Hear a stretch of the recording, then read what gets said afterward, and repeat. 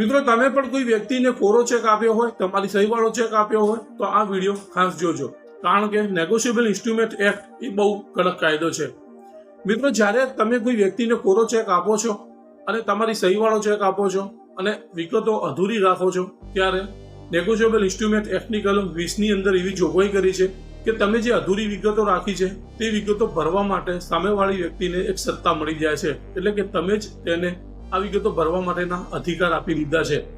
મિત્રો માની લો કે તમારે લાખ રૂપિયા આપવાના છે અને સામેવાળી વ્યક્તિ 10 લાખ રૂપિયાનો ચેક ભરીને બાઉન્સ કરાવી દે છે અને તમારી વિરુદ્ધમાં નેગોશિયેબલ ઇન્સ્ટ્રુમેન્ટ એક્ટની કલમ 138 મુજબની ફરિયાદ દાખલ કરે છે, તો તમે પાછળથી એવો બચાવ નહીં લઈ શકો કે આ વ્યક્તિને મારે 10 લાખ રૂપિયા નથી આપવાના.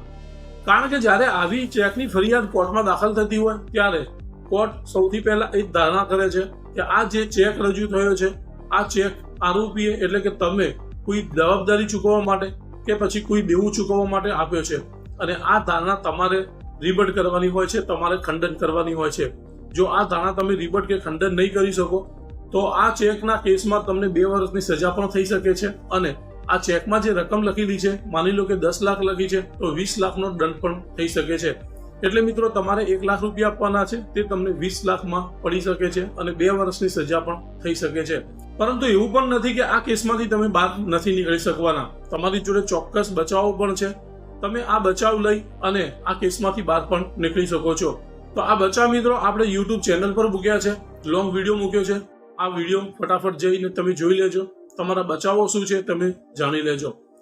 આ વિડીયોની લિંક ડિસ્ક્રિપ્શનમાં અને કમેન્ટ બોક્સમાં મૂકી છે, ઇન્સ્ટાગ્રામમાં બાયોમાં લિંક મૂકેલી છે. ફટાફટ YouTube ચેનલની વિઝિટ કરી અને તમારો બચાવ જાણી લેજો.